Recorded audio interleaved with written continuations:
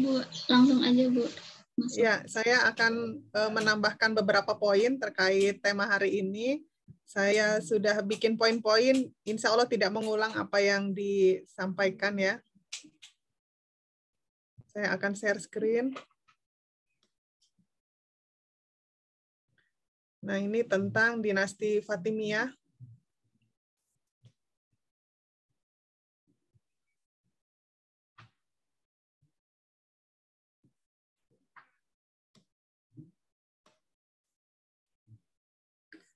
Jadi dinasti Fatimiyah ini dia bisa dibilang adalah saingannya dinasti Abbasiyah ya, karena kemunculan dinasti Fatimiyah ini muncul di saat-saat terakhir Abbasiyah itu mau mundur gitu ya. Dinasti Abbasiyah saat itu kan adanya di Timur Tengah, jadi kekhalifahan Fatimiyah ini adalah respon terhadap disintegrasi wilayah pemerintahan Abbasiyah pada abad ke-9.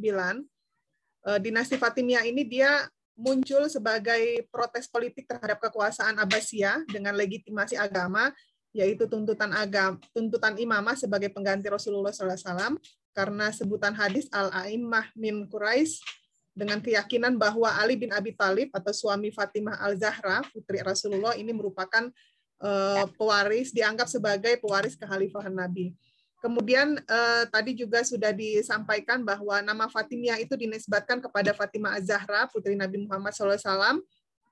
Kemudian ini saya lewati karena tadi sudah dibahas ya. Jadi dinasti Fatimiyah ini mengklaim sebagai dinasti atau pemimpin Islam yang sebenarnya karena Fatimiyah mewakili simbolisme otoritas politik Abbasiyah, Bizantium, filsafat, dan Ismailiyah. Mereka menegaskan bahwa mereka adalah imam yang sebenarnya. Kemudian pada masa dinasti Fatimiyah ini toleransi beragama ini sangat dijunjung ya.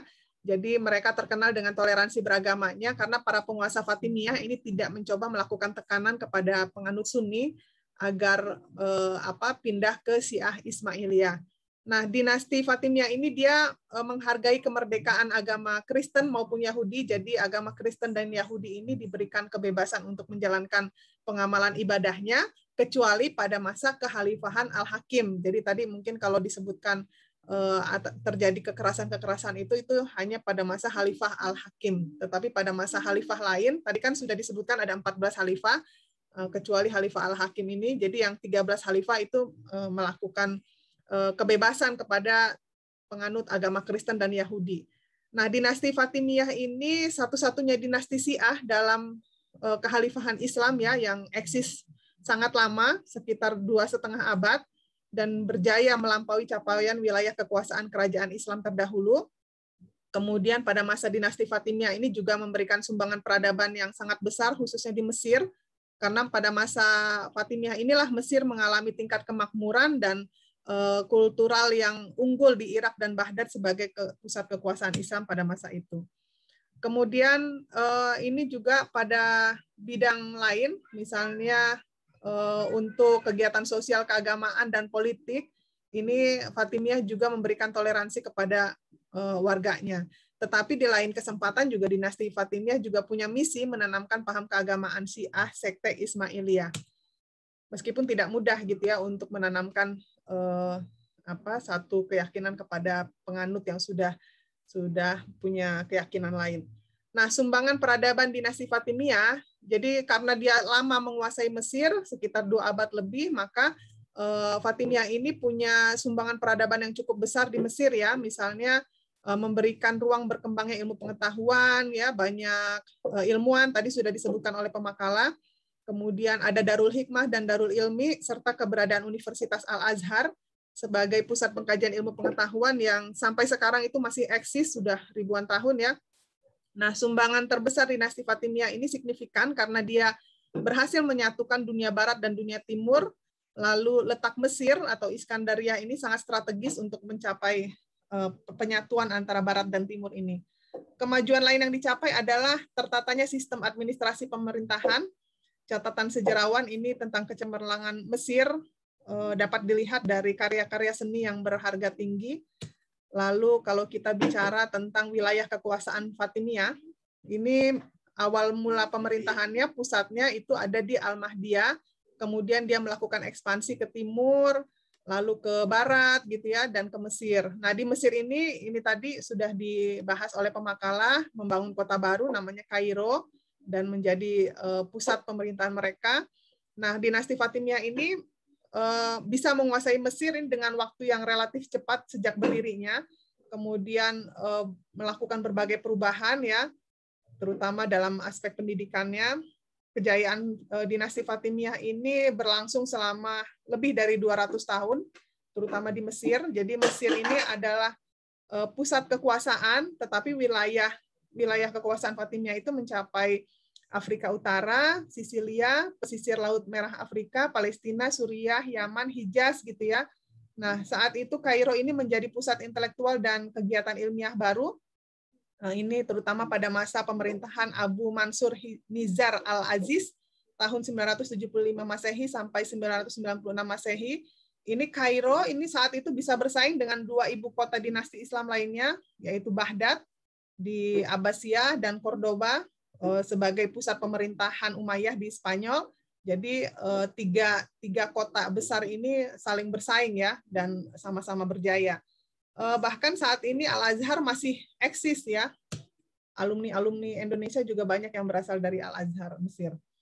Nah, ini administrasi pemerintahan ini tidak akan saya ulang, tadi sudah disampaikan oleh pemakalah. Jadi mereka sudah cukup banyak ya, sudah teratur masalah administrasi negaranya. Lalu selama kurun waktu 262 tahun, Fatimiyah ini mencapai kemajuan yang pesat, terutama pada masa Al-Mu'iz, Al-Ajiz, dan Al-Hakim. Ini di berbagai bidang ya, dalam bidang perdagangan, kemudian dalam bidang seni, dalam bidang pengetahuan, dalam bidang ekonomi, keamanan, dan lain sebagainya. Kemudian kemunduran dinasti Fatimiyah ini ada dua faktor eksternal dan faktor internal. Ini misalnya ini ada penjabarannya. Nah, ini kemunduran dinasti Fatimiyah. Jadi kalau tadi disebutkan oleh pemakalah ada 14 khalifahnya.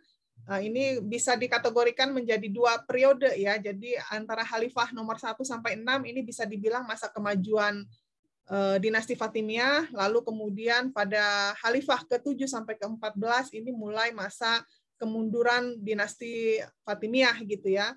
Jadi ada pembagiannya.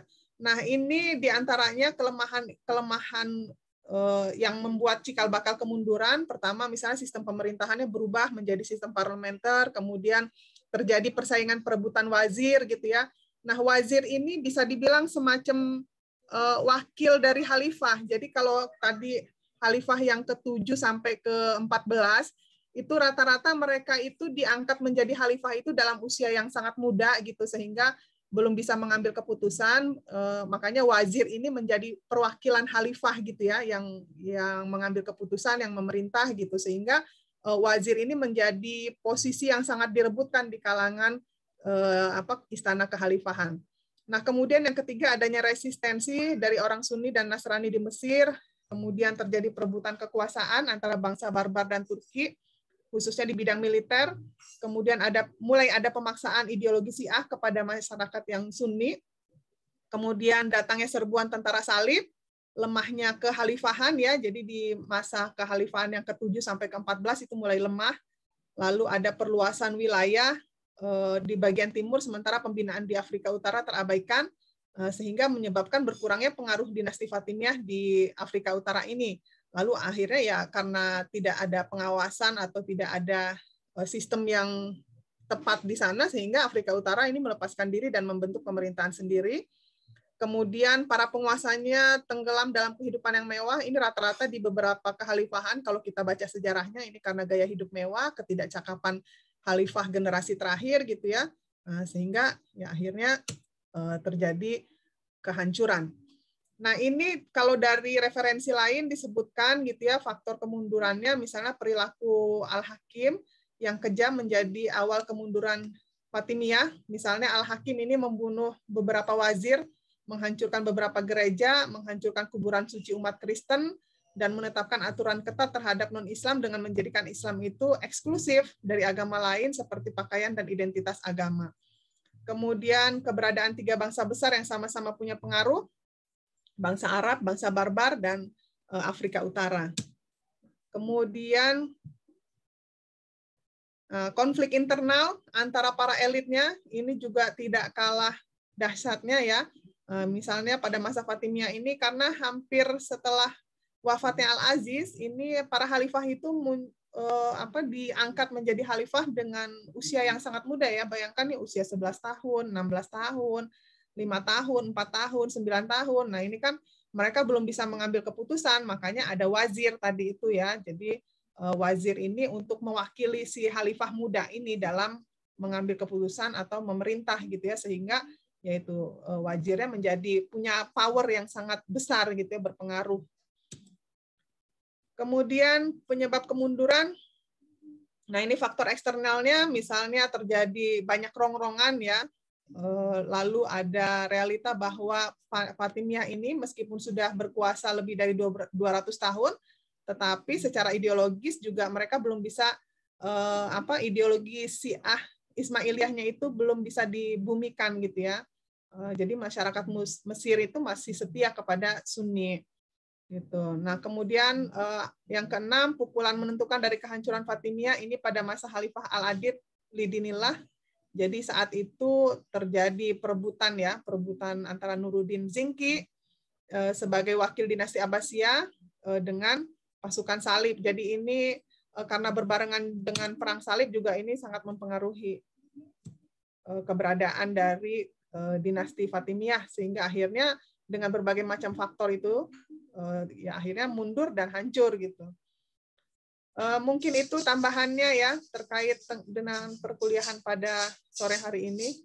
Mudah-mudahan bermanfaat untuk kita semua.